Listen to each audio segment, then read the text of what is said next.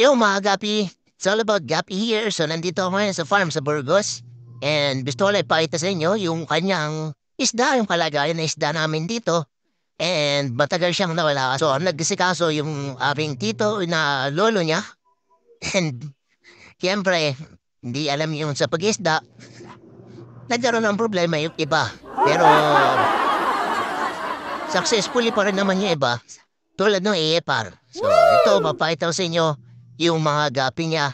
And sobrang daming AFR talaga niya ngayon. Promise. So, pakita ko sa inyo guys, wait lang. So ayan, malalaki na yung AFR na nandito. So madami na rin.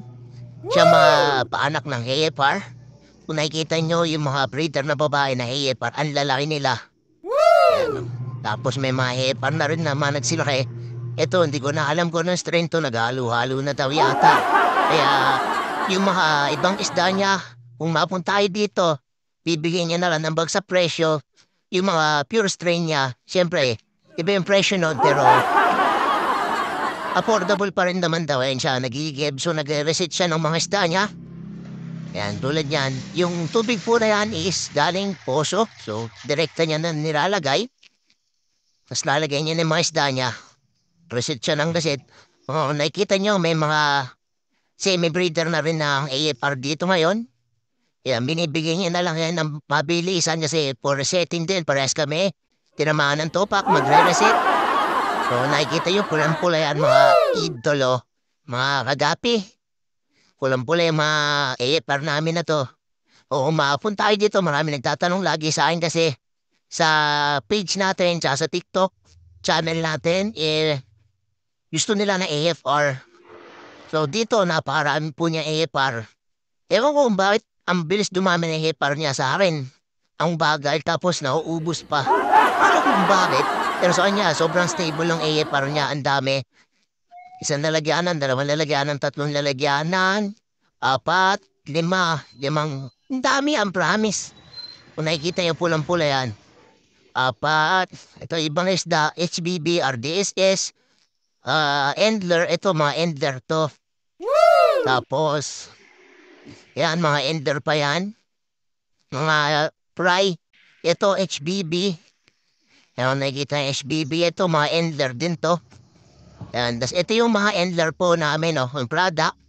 Sa mga gusto na Endler, kung nakikita niya kung gaano kaganda Endler na yan, oh. Wow. Oh, di ba? Nakikita niya yung Endler na yan, di ba? Sobrang ganda po na Endler na yan. Kaya may mga gusto na Endler, PM lang kayo sa page o yapon tayo sa Montalban dito sa May Talisay. Sa tabi ng Damon Cafe yung aming coffee shop. So ito AFR din to. Yan mga first batch na rin to. So malalaki na to, breeder na to. Baka nga magbuga na to kasi may mga buntis na. And syempre yung aming, kaya yung may RDSS dyan, inagsama ang HB Blue pero lalaki yan, puro lalaki. Dito, eto, for reset na rin to. Nahaluan kasi to yung aming bluegrass. Nalagyan ng bitter. Yung magulo.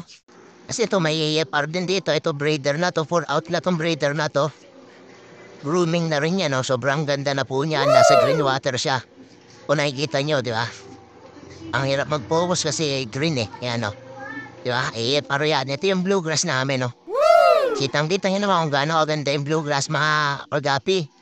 So, papabuga pa kami ng ano niya, ng maayos na strain para makapag-out kami. Pasensya na doon sa mga nagtatanong. Iba hindi namin mabentahan kasi malalayo talaga. Ibang malapit dito, pwede nyo naman dalawin yung aming farm. Kung makikita niyo yan, yan yung endler talaga. May pagmamalagi endler na yan, maganda yan guys. Oh. Kita nyo, di ba?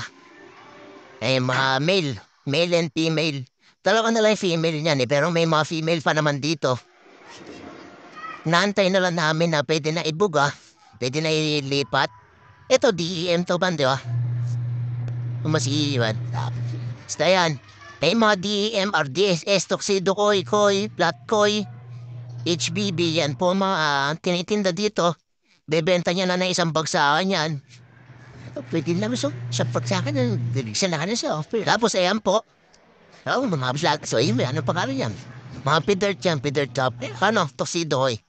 So yun guys, punta na lang kayo. Pot Gapi here. DM na lang kayo. Para sa mga isda na yan, ibibitaw niya na yan. Ulitin ko, Talisay, Montalban, sa Burgos lang po, tabi ng The Moon Cafe. Search nyo na lang sa Google Map, The Moon Cafe. Okay?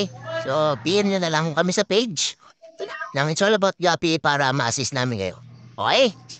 Ito nga ako pipresyohan kasi nakita nyo naman. For receipt din rin siya, pares na sa akin, bundle na magbebenta.